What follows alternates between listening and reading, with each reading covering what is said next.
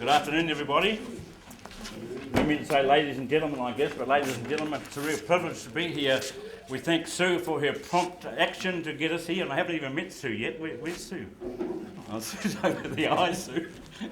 And it happened this way, that the orchard just turned up in my mailbox, and I took it home that night, opened it up and flipped it open, and it fell to the page of the article about the catty journalist, what's her name? Leslie Board wrote. And then it had down the bottom that you were having this field day today, and the fact was it was going to be in March.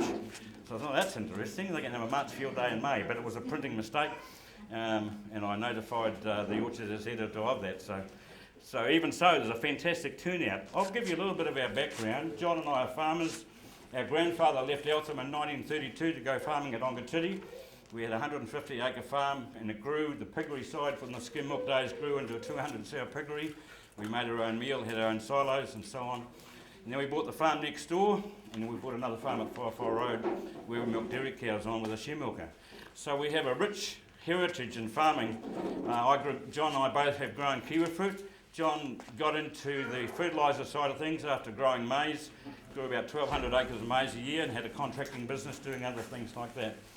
And I stayed home on the farm, and eventually it all got subdivided, and now we're free of the land, which it was in our blood, but it's still in our blood, but not like it used to be.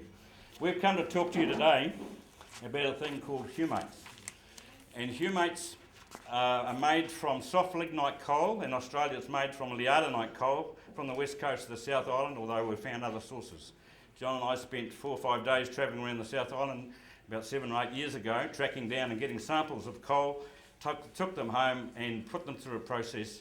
John's built 6 prototypes, and finally we've got one that is very successful, and now we're into the marketing side of the product. If you get the Herald last July the 29th, there's a supplement that came out in the Herald, and it's all about the agriculture issue. Is biological farming New Zealand's great opportunity? And I'll quickly just refer to one little article here about a company in South Africa that has gone into the biological way of farming.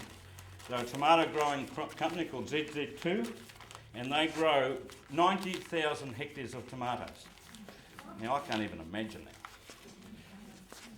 that. Over the years you grow tomatoes, and lo and behold you get the rust and you get the blights. But these guys are growing 90,000 hectares. If I read that, I think, oh, it must be a mystery. Yeah, well, you would, wouldn't you? Well, here's a photo of the guy with the guy called Graham State. And in a way, I'll just read this out. Graham State will be in New Zealand with part of his agronomy team for the internationally acclaimed NTS hang on, no, that's not it. Sorry, this is where I should be reading. ZZ2 in South Africa is the Southern Hemisphere's largest tomato grower and is now farming 90,000 hectares biologically. This disease-free crop is grown on their own compost, humates, which is the basis of biological farming, mycorrhizal, fungi and foliars. And you read that and you think, mamma mia. For, I don't know how many years now, but John got onto this book. This man, pictured here, William R. Jackson, PhD, researched 70,000 pages of material on on humates. And then he wrote the book. This book came out in 1993. So what we're not talking about is pie in the sky and a sweet by and by. This is based on pure research material. In China, they've been using humates to one degree or another and to some success or other for 3,000 years. Russia, since about 1917. The States from about the mid-50s. Australia about the last 10 years. And New Zealand, it's just starting to happen. The one thing I'll say about our product is we believe it's a quality product. Many people say to us, oh, we've tried that and it's useless. And we've talked to the Moffats down in Hawke's Bay, who we've been working with this year, with rock melons. They're pretty serious about growing rock melons. In fact, they graft the rock melon plant onto a crown pumpkin rootstock with a little clip and a little dab of super glue. And they go 30 hectares. The year before, not this season, the year before, 2 weeks before harvest, they got wiped out. 30 hectares, about $230,000 to $300,000 was for Fusarium wilt. Boom. Cost them. But they also harvest 14,000 boxes of apples, so they were able to get through it.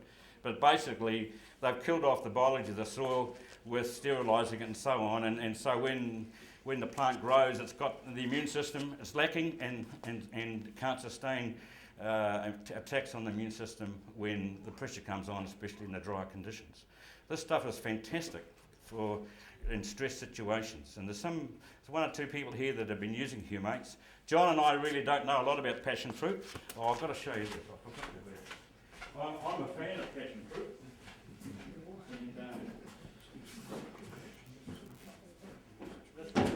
I have this on my breakfast on my apple every morning. Made by Gelmade, Passionfruit dessert topping. So I'm a convert. You don't have to convert me into your product. And if somebody can make a better product like that, and I'm sure they can, you're on a winner, because I'll buy it any day. In fact, I've asked this dear lady here, June, to buy some of her pulp. And now I don't want to hand over to John, because John has been involved in the fertiliser industry for 25 to 30 years. We started soil testing a home property in 1958. Our lab was around, Mr. Moxon was the man. My grandfather overlined the place, he was keen on lime. We couldn't get cows and calf. We soil tested it, found out where the traces were with the others, put the traces on, got the cows and calf, and went from 20,000 of fat to 30,000 of fat in 1 year. That's our heritage, and that's where it all started in 1958. So we have a very rich heritage. John owned a company in Northford, and basically the basis of that business really was dicalcic phosphate. So phosphate, which was now about 5.5 to 6.2 rather than 2. When superphosphate hits the soil, it's got a pH of 2, and all sorts of nasty things happen. I haven't got time to go through that today. We are involved in all sorts of crops, from avocados.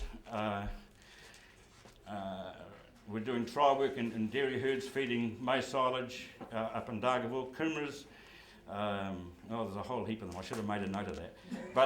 But it's about 12 different companies, 12 different types of crops that we're involved with. We had a meeting last Tuesday night with Dr. Robert Hill, who did a lot of work in this area on armillaria control back in 70s, 80s, I guess.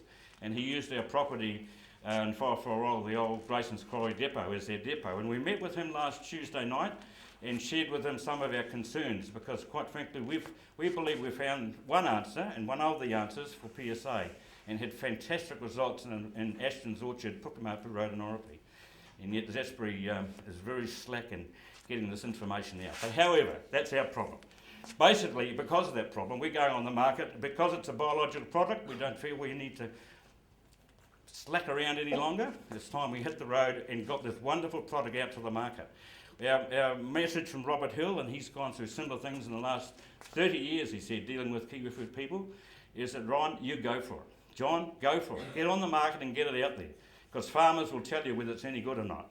In the times that we've sold to people, we have had not one person come back to us and say this is rubbish, except this year, where we did a little trial with Coomera growers in Dargaville, and it didn't have a really great effect. It was very dry, and I think it was, if they'd irrigated, I'm sure they would have had success.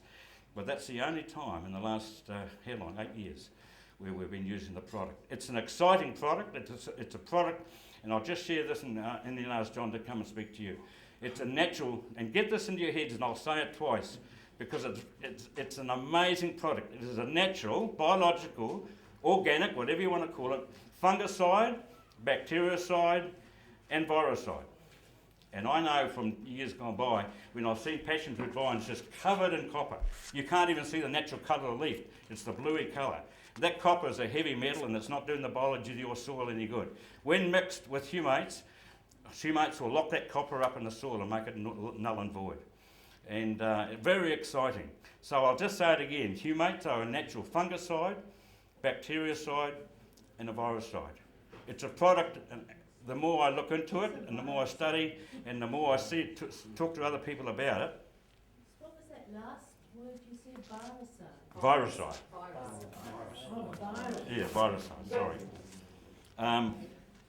Where was I? I think I probably said enough, sorry. You were talking about your product locking up with the copper. Oh, right. In this book here, it's got the second to last chapter, talks about the way it can lock up heavy metals and all that in the soil. Remediation of the soil, there's a whole chapter on it. So if you want to see that book, and it's $360, it's worth $1,050 or whatever. The information in this book is is just unbelievable. If you want the book, come and see me. I can get a copy for you. We get them, or you contact Touchwood Books in Levin. I'm going to sit down, but I really commend the product to you. We are absolute converts to it. And I'll just share one other little thing. When John was doing the Brookside test in America, doing a 16-element soil test, balancing soils to grow crops, always wondered why we didn't really get the cream on the crop. And the reason is this, is that we were balancing soils with a soil test from Brookside, which is probably at the time, one of the best soil testing agencies in the world. But there was no correlation between the leaf test and the soil test. But there's great correlation between the soil test and the soil solution test. In other words, what is plant available? I would say this, you probably, like the avocado industry, a lot of you probably are over-fertilising your ground, but once you put humates on, it'll lock those fertiliser, including phosphates, and making it plant available. We've got avocado orchards who are no longer fertilising because the humates are unlocking the trace elements and the majors to make them plant available. If we could put balance and ravens down out of business, well, no, we mustn't even think about that. But you know, there's in our soils throughout New Zealand and throughout the world, we've got huge and tremendous amount of fertiliser sitting there waiting to be released, and humates will do it. Thank you.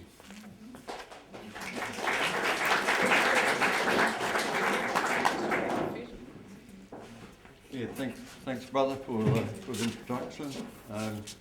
I'm John, and I'm a little shy, but I'll get over that. I've been working on this Humate this project for 14 years now, so I've invested over $1 million into it, and just in the last 2 years we've taken the product to market. The reason being that I wanted to get the product as good as I could possibly get it, and this just in the last 3 months we've had a massive breakthrough in manufacturing, and we actually could only make 1,000 litres a day with the plant. Now we actually can make 3,000 litres. So so that helps get the price back and keep the price realistic. So fulvic acid, it's known as Humates, and Humates contains fulvic and humic acid, also ulmic acid, which is ULIC. It's extracted with an alcohol extraction. Talk up, John. And the balance of the product is known as humin, which is the insoluble portion. So in manufacturing, we bring products up from Southland, which is a peat humate, and we also bring another product which is a lignite coal humate product up, which we make the humate from. I spent many years looking and trying different products, and I think we've cracked it now. We've probably got the best two products we can find. Normally in Australia and America, they use not lignite coal but liardonite, which is oxidised coal or lignite coal, and they only produce about 2% fulvic acid and about 2 to 12% fulvic acid and a lot of humic acid. Our product, it's hard to believe still, is we can produce about 40% humic acid and up to 60% fulvic acid, which is totally unheard of in the industry. And partly through the product we've actually found, and secondly the manufacturing plant that we've put together. And so it's been a long time coming. We're finding we've got incredible growth happening at the minute with the inquiries and with the use.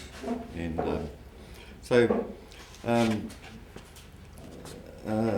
as Ron said, humates have been around a long time. The Chinese were gardening around the old coal deposits, and the fines were washing into their gardens, and they found that the plants were actually growing extremely well in those areas. And so from that they actually started to develop the liquid processes, and most of their product comes into New Zealand as a dry powder. And it also, in drying it, they also leave the humanin, which is the insoluble portion. So we have deliberately taken the human product off, and so it's only soluble material you get. Just briefly telling you some of the places we're using it. We've been using it in kiwifruit for many years. We've been running a trial in Ashton Holdings at Pukimapu Road on an 11-hectare orchard. Every plant is identified and mapped in the orchard. And first year first year we were working there, we were spraying it onto the soil. But 3 years ago we came up with an idea of injecting it into the plant, the fulvic acid. So we were injecting 50 mils into the plant. We found that we actually had a reasonable reduction in PSA, but secondly, we grew a lot of very healthy cane, about 91 to 97% increase in quality cane over the controls. And secondly, when they measured the growth of the grafts that were off those plants that we injected, we had a 30% increase in graft take, so quite significant. This second year of our trials, Zespri gave the farmer the Kiwi Green program, which gave him $5,000 to put towards the trial work. The results of that, we're still waiting for them to release them. There's a 37-page report written by the owner of the orchard. And but what we saw there was, what we actually did was we put in a reverse osmosis plant, and we actually reduced the fulvic acid by 50%. So instead of putting 50 mils into the vine, we're now putting 25 mils. What we're doing is actually drilling a 10 mil hole about 400 off the ground and injecting it with a 4-inch needle on a backpack with the fulvic. Can you hear me? Sorry? You raised your voice, please. Yes, sorry. Yeah. So we're injecting we're drilling a 10 mil hole into the trunk of the vine.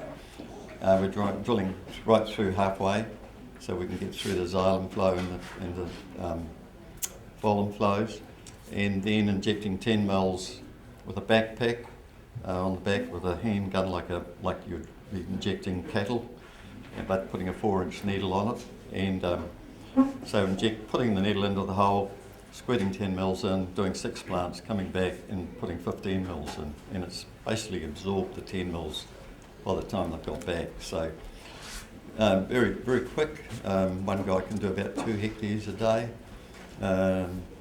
And the results were that we, in the second year, we had a 30 to 50% reduction in PSA on those plants. With the increase of PSA coming up in the spring, within 4 days of injection, we straight lined PSA for 2 months. So we went back and injected a second time. This year, we've gone in and injected it 3 times. So we're having reasonable success. And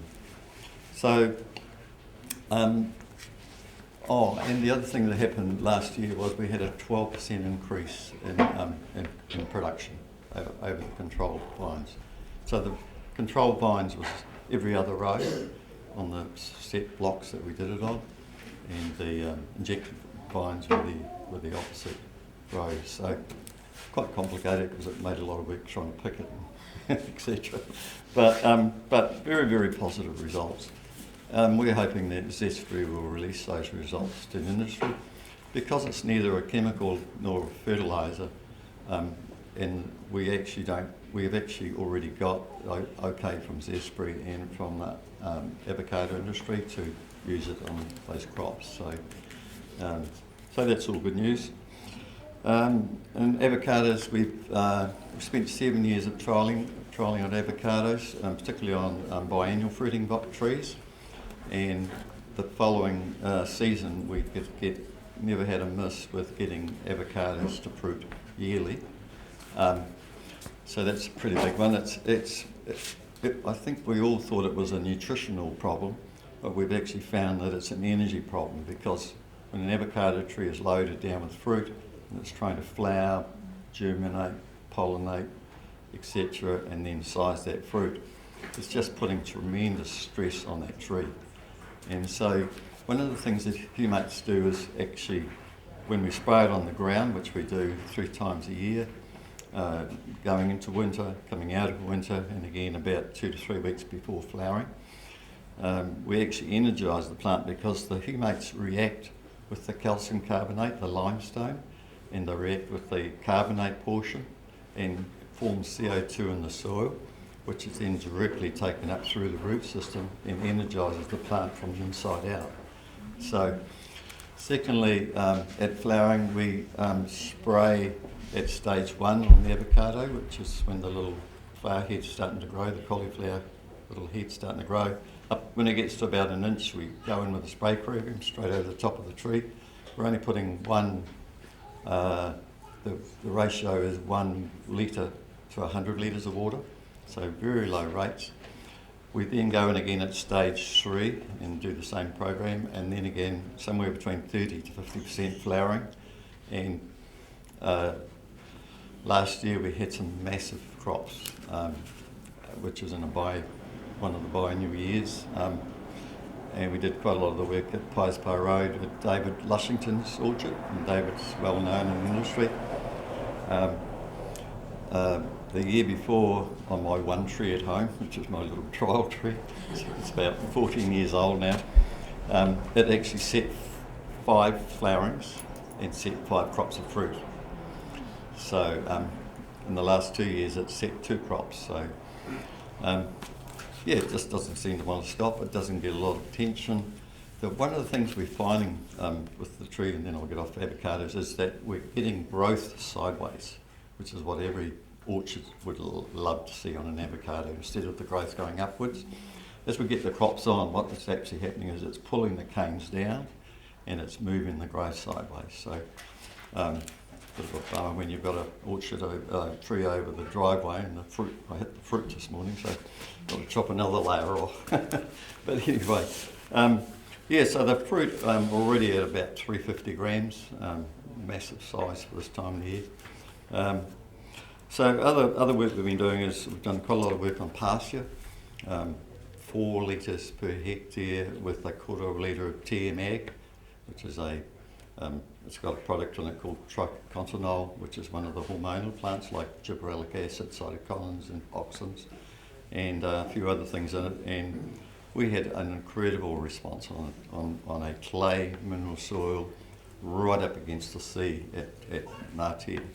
And we was at the farm just last week and pulled soil tests there, and the cocker said he dropped his cows from 450 to 375 and produced the same production as he did the year before. So he was sort of very, very excited about what's going on there. The other recent thing we've done with it is we're drenching. I have a client in Dargaville and he's milking 950 cows, 380 through the winter. And those guys only had about 40 mils of rain from the end of November through to a month or so ago. And so they were really dry. They were feeding a lot of supplement, PK and maize silage, etc. Not a lot of grass. And he said, John, I'm really struggling for feed. And he said, my milk weights are dropping. So I said, I'll email you some papers off the internet. And they talked about drenching 50 mils per cow per day, or putting it through the dosatron through the water trough. And so I said, I'll give you 600 litres as a trial to do it if you want to, which will last you 3.5 weeks. So he emailed me back the next day saying, yep, send it up. So sent the stuff up. I was up there at week 7, at the 7th day, and what they noticed was that the ammonia in the urine had completely gone. So the information is on the web is saying that 64% of the ammonia has been tied up. So that's amazing. There's a whole lot of other stuff happening. The palm kernel and the maize grain was completely broken down in 7 days. At 2 weeks, we started to see the milk rates starting to come back up again. We actually saw body weight, because they'd score count the cows every week, and we were starting to put weight back on their backs. The cows have calmed down. They're a lot more happy. Just a whole lot of benefits. So I thought, well, I won't chase my friend Hal and see what happens. And 2 days later, he emails me, I can't do without it, John. The ammonia's all come back after 3 days, and sent me another 1,000 litres. So that was great. So we've now got MPI registration, and so we're going for it to the dairy farm. It's a no-brainer. It's an easy market to work in. And so with Passionfruit, we've got a few growers using our Humates. We've got Godfrey here, who's been using it for a little bit, and Godfrey's putting it through his irrigation system. Yeah. And another gentleman here. I have used it a few. You've used a bit, yeah. And Humates, one of the things we've found in New Zealand soils right across the country is that when we do a soil web test, and there's a lady called Cheryl Pruitt at Roxburgh that runs a soil web laboratory. And what Cheryl's found in a whole range of crops is that the fungi in our soils are in really good shape. The bacteria are in good shape, but the fungi are almost disappeared. And so fungi, we're talking about protozoas, tinomycin, mycorrhizae. These are really important biological animals in the soil. We're looking for somewhere between 1 million to 4 million in a teaspoon of soil. That's the fungi and bacteria. So it's hard to believe you could put that much into a teaspoon of soil, but that's the sort of numbers they're looking at. The market gardening area in Pukekohe is running something like 100,000 fungi and bacteria. So those soils they've been overworked, overcooked, and so one of the things Humates does is it actually, over a 2-year period at 40 litres per hectare, you can move the fungi all back into the system. They're already in there. All we have to do is inoculate them and get them going with, and carbon, clean carbon, which is in the Humates, is what the food source they require. The carbon in most of our crops, from overuse of Roundup, overuse of Hycanes, overuse of all sorts of sprays, that's the sink for the heavy metals. And so the carbon, the natural carbon in our soils has actually been beaten up to a degree where if you introduce some new carbon, which is what Humates are, you actually then produce a feed source for the biology. And so very quickly the biology numbers will build up and quickly start to make huge changes in our soils. And this is part of what biological farming is all about.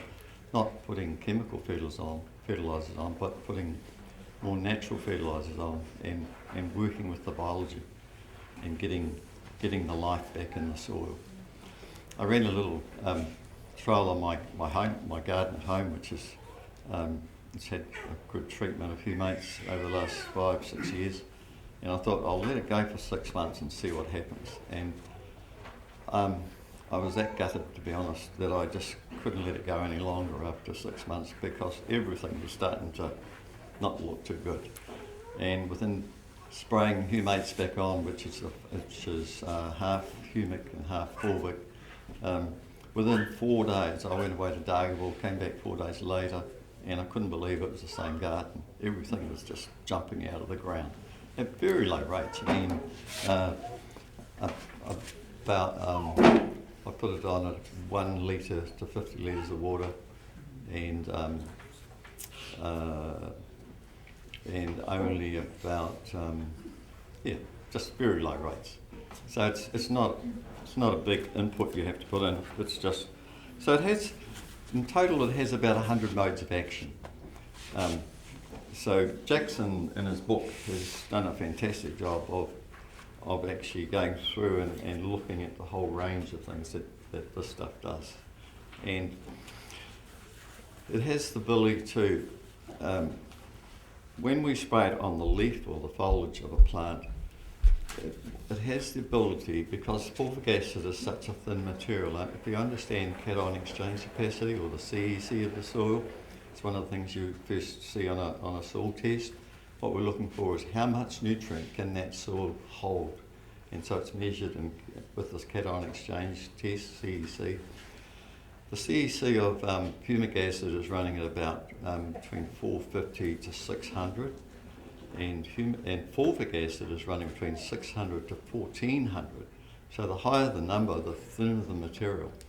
So the great thing about this is that humic acid the bad thing about humic acid is it can't get through the stomata. But fulvic acid, being so thin, can get right in through the stomata and take the 70 odd minerals that's actually in the humates into the plant and energise the plant. Secondly, or thirdly really, is that it is full of oxygen. So it actually takes the oxygen into the plant. I drink 60 mils a day. My oxygen levels run about 30% higher than most normal people. And quite honestly, I wouldn't do without it. Yeah.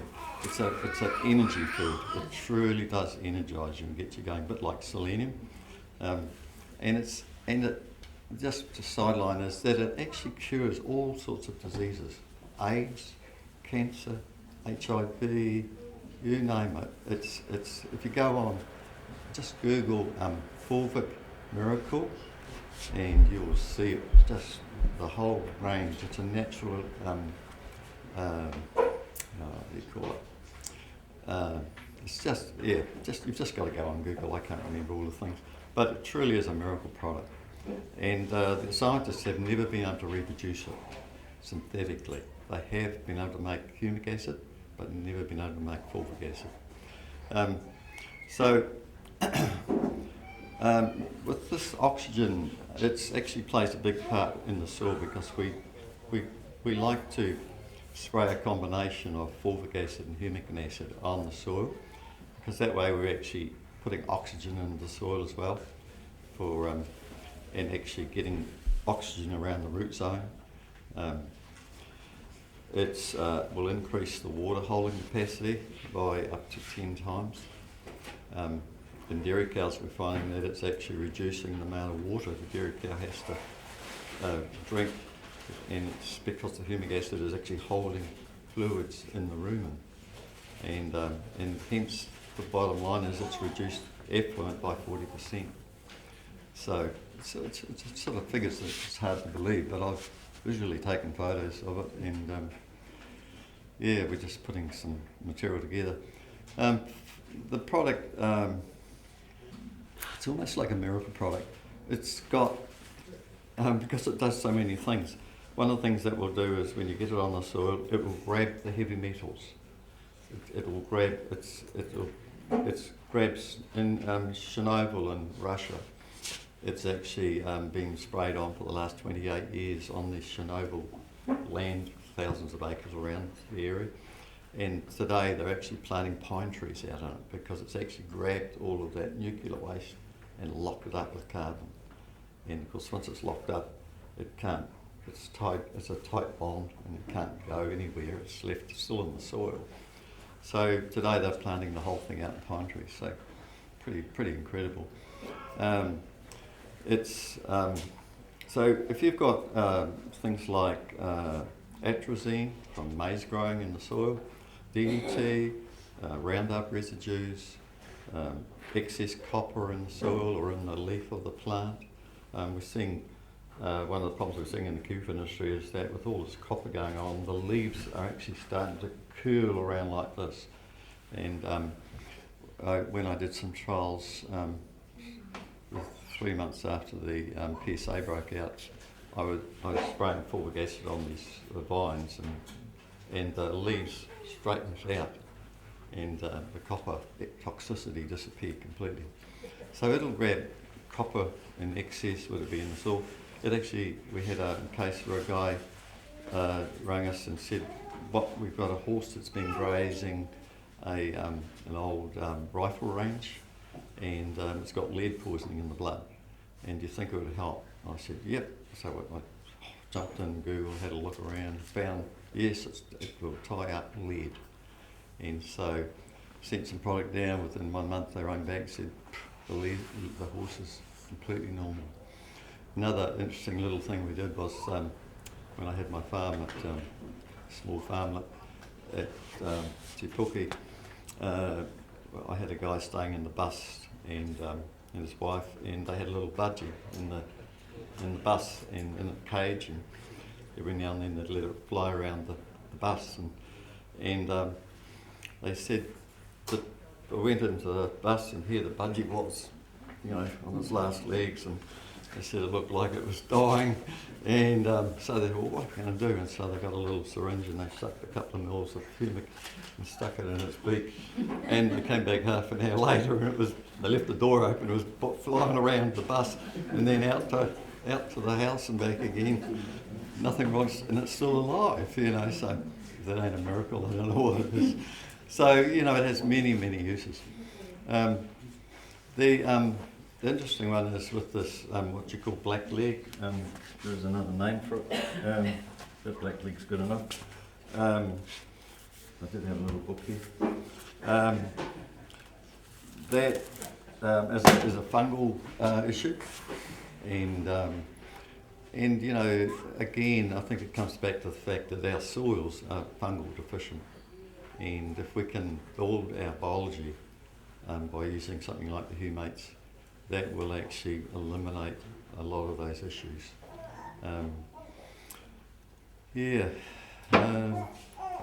I could talk all day about this, but maybe you guys should ask some questions if you've got anything you'd like me to tell you. What's this stuff here? This is our what we call our carbon conditioner. This is our kiwi. This is the one we've made for kiwi fruit. We've called it Kiwi Shield. This is our base product we manufacture. So this is actually 40% fulvic acid, 40% humic acid, and 60% fulvic acid. From that product, we actually drop the pH, and this fulvic acid is separated from the humic acid. Fulvic comes to the top, and the humic drops to the bottom. And then we, after about 4 days, we actually separate the two off each other, and we're leaving about 10% behind. So we're actually getting 50% off as fulvic acid. So, so that's what that stuff is. Yeah. How much is it? Sorry? How much is it? We're a wholesaler now. We tried retailing, but we've decided to just stick with a wholesaler. We're currently selling this product for $6 a litre, and we're selling this product for $10 a litre. Yeah, so Plus GST. plus GST, of course. Yeah. So yeah, got to have Can you that. just lift that up again? Sure.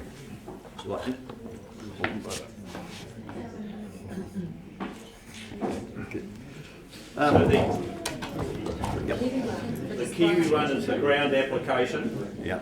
and you're saying the application rate of that is 1 litre per 100 litres of water, or how many litres of product per hectare? Yeah, one litre to 50 litres of water for the ground Sorry, 1 to application, 50, yes, and humic 1 to 100 on the vegetation. on vegetation. And we're going into kiwi fruit initially at, well, all crops actually, Yeah. initially at 20 litres per hectare, and then the following other 2 or 3 sprays at 10 litres. And so when you say 20 litres, that's the initial spray, Yeah, and then you would apply that 3 times a year, is that what you're saying? yes, that's right. Right, Yeah. okay then. And the foliar one, you would apply Foliar that one? how many times a year? We're just doing 3 sprays through the flowering period, Yeah, and we're going in at initially 8 litres per hectare, or sometimes, depending on the situation, maybe 10 litres maximum. and then coming back with 4 to 5 litres for the other 2 sprays. So I noticed, John, last year I lost quite a few plants through crown rot and tried carving them out or whatever, but since I've been putting that through the irrigation, I was just saying to June that we've lost no plants at all. oh, wonderful. this Yeah, year. it's doing its thing. That's great. Well, that's what it's all about, all right. It's we don't pay a lot of attention to the biology, but honestly, after 20 odd years in the fertiliser industry, and you just don't really talk about it, you know. And it's all about trying to balance soils. One of the things, and you won't believe me in this, but this is what Jackson says in his book, is that when you've got humic acids in the soil, which humic acids is talking about fulvic and humic and ulmic probably, what happens is after about 2 months, and I saw this happen because I was doing soil tests and leaf tests on dragon fruit in my plastic houses. I had 160,000 square feet of plastic houses at Te Puke, which was the old Wrightson's plastic houses from way back. And we, for 2 years, were inundated with whitefly, sooty mould and aphids. And so we were spraying every 10 days garlic and pyrethrin through the growing season. And and we didn't make any money out of dragon fruit because the sooty mould was just black, and we had 6 people just washing the fruit. We were exporting them to Japan as a garnish in the restaurant trade. And then I got my first brew of Humates. So I said, right, we're going to have a crack with this now. So we stopped using the pyrethrin garlic and went to the Humates at, I think it was only 4 litres we put on over over an acre and a half, basically. I'm talking acres now. And within within 6 weeks, the aphids, sooty mould and the whitefly just disappeared. And we never saw it again over that 7 years. I had it for 9 years. And my friend here is leasing that property now, and recently we were talking about some of the issues because the sooty mould is becoming a problem again. And I'm very confident that will actually stop. We just start to use it and see, yeah. Yeah, we just start. Yeah, great. So, so you know, that's incredible, isn't it? You know, that's a major problem. And so what happens in the soil is that, okay for time? What happens in the soil after about 2 months of getting the humic acid in, as Jackson says, what actually happens is that the plant changes the way it takes nutrients up. So normally it's taking water up as H2O, splitting the hydrogen off the oxygen, and then putting the hydrogen onto the soil colloid, and through biological activity moving nutrients into the soil solution. And between the soil and the soil solution, this is where all our lock-up's happening. This is where, I don't know whether you realise, but New Zealand soils, are, North Island anyway, are chock-a-block with aluminium. 85% of the North Island ash came out of Taupo eruption, and spread right through the North Island, except for your peat soils and some of your clay soils. And that ash was chock-a-block with aluminium. So it's inert in our soils until we put some acid on those soils, and then we release aluminium into solution. Aluminium having 3 positive charges and phosphate having 3 negative charges, this becomes the strongest bond known in chemistry.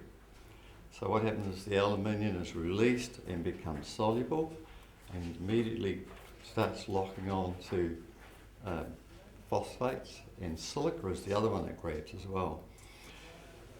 We've got abundant amounts of silica in our soils. Today, silica is recognised as being an essential element.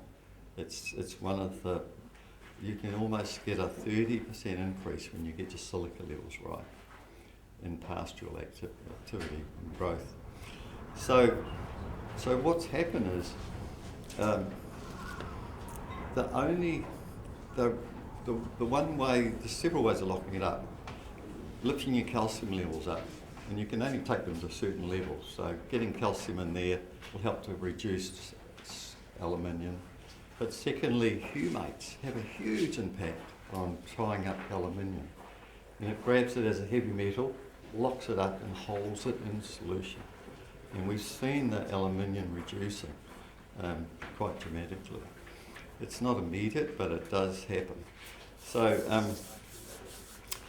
so what actually happens, when, just go back to the story again, is that once we've got it in this little solution now, it's actually held in the pool of solution, and it can't be, now it's chelated with, what humates do is chelate the minerals, and they're turned into what we call the ionic form, or the bioavailable form. So they're no longer in the colloidal form. Most of your minerals, like your sulfates, copper sulfate, zinc sulfate, cobalt sulfate, they're actually in a colloidal form, and when you put them in a solution of water and put a spotlight on them in a dark room, you can actually still see them floating up and down in solution. You'd think they're actually dissolved, but they're still in that colloidal form. When you put humates with them, and I dissolve zinc sulfate and Epsom salts, magnesium sulfate into 20 mils of solution of fulvic acid, and within 15 to 20 seconds, with a little bit of a stir, they're completely dissolved. And I knock them back 3 times a day. It's great for getting you to sleep at night because it turns magnesium turns the subconscious off, so it stops that mind still going crazy trying to keep you awake. You know, you can turn the subconscious off with some magnesium, you have a great sleep. So, so basically, what this stuff is doing is, when it's now in solution, and after about 2 months, the plant changes the way it takes nutrients up. The plant, when photosynthesis is cranking and everything's going for it, the plant talks to the root and says, give off carbonic acid into the soil solution. And this is my order. I want this much phosphate, I want this much boron, I want this much calcium, whatever it might be. It orders that nutrient and only takes those nutrients up into the plant. So you imagine what happens on a leaf test, and all those nutrients come into a perfect balance. So now crop insects and soil deficiencies become not an issue. It's too hard to believe, isn't it? But that's our experience. This is what actually happens. It brings a perfect balance back into the system. And I think the good Lord, the God up there, I think he knew what he was doing when he made coal. He laid all that forest down, and it's turned into, with heat, it turned into coal. What we're going for is the softest coal we can find, and that's the product we go. We can actually grind the stuff in our fingers, and it's just the top metre of the lignite deposit, which could be 65 foot deep. And so the big problem with coal is it just wants to float on water. You know, when you put it on water, it just... And so there's a lot of tricks to the trade to actually get that into solution. And so we grind it down to 100 microns, and then with going through the process for 3 hours, we can actually get it right down to less than 1 micron. So now we've annihilated that beast. And but it's, I think if you can get your head around what I've just said, getting everything into a perfect balance, this is nature's way of doing it on its own. We as agronomists that's what we're trying to do with soil testing, etc. What I've actually just introduced to the industry is a new soil test which I ran in the States used for 10 years, and it's called the saturated soil paste test. And so what we do is we take the same plug of soil, 6-inch plug on a horticulture crop, and we send it to a lab in Rongorae now, and I've worked with them for nearly 12 months on this, and they put it into wet it down and put it into what we call a cake. It's like you can take a knife and cut that soil and it stays in place. It doesn't run all over the table. And then what they do is they put it into a vessel with filter paper, and they put the soil into the vessel, and then the vessel goes through a filter and then down into a what do you call those? Beaker. Yep. And the rubber plug on the top, and then we put suction on it, and we suck the moisture out of the soil into the beaker, and then they run it through an ICP and analyse it, and this ICP can analyse up to 60 elements in 15 seconds. And so we're actually the results are completely different to a soil test, but the results correlate beautifully with a leaf test. And so what it's telling us is how much of that nutrient in the soil actually got into soil solution. So for instance, with calcium, probably in your crop we want calcium up around 70%, I'd say, in base saturation, 65 to 70%. What we're finding, and that would be, if we had it at that sort of level, we'd be aiming for 55 parts per million in soil solution of calcium. But what we see all the time is soils with, 6.2 pH, 70% of calcium in solution. In parts per million, we're finding 10, 12, 14, maybe 20 if you're really lucky, of calcium available to the plant. And that's a major problem, because calcium is kingpin. It's number one. You've just got to get calcium right. And secondly, like with avocados, I've done a lot of work with avocados in the last few years, and they've got a major problem with avocados that there is up to 10% of the orchard is in dieback. It can't hold a crop, the leaves are dropping off, they're turning yellow. The consultants are all saying it's phytophthora. You've got to inject phosphates into the trees, which is causing this massive, great lump in this tree we've injected it, which I think is actually stopping the flow to the xylem and phloem flows. Major problems. And so anyway, the other day I was, a couple of months ago, I was up in Pukekohe working with a dozen growers up there, and they kept telling me the same story. And so the farmer said, right, let's go out and have a look in the orchard. So we went out and had a look, and I said, well, where's these trees? And they said, there they are, there's the group of trees there, and there's more over there and there. And so I looked at them, I thought, I know what this is nothing to do with phytophthora. And I took a walk through the orchard and found a couple more trees, and I came back and I said to the guys, this is nothing to do with phytophthora, this is boron deficiency. Do you realise that avocados are the largest user of boron of any crop? And the Hills test showing that you need about 2 parts per million, ideal. In actual fact, you need somewhere between 3.5 to 4.5 parts per million of boron in that crop, because a pine tree it should be growing like this, and when you see a big pine tree looking like that, that's a boron deficient pine tree. And so by having only the 2 middle points growing, that's how you keep the shape and keep the branches small. We have boron deficiency in every crop we grow in this country. Hen and chicken and grapes, thick skins and oranges, hollow centres and little brassicas, cauliflowers, brown centres through the centre. Even in pine trees we have this problem with the centre of the tree is what they call shanking. It's an open air pocket right through the centre of it. It just goes on and on. When you see all that clumpy grass on dairy farms and it's been left behind in the faeces areas, that's boron deficiency again.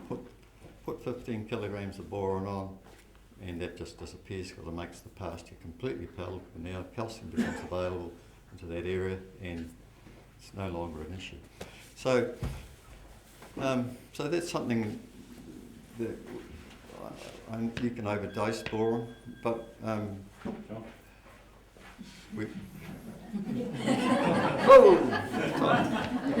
So we'll get away from all that. And but thank you very much for intently listening to what I'm saying. And yeah, come and talk to us later if you'd like to know a bit more.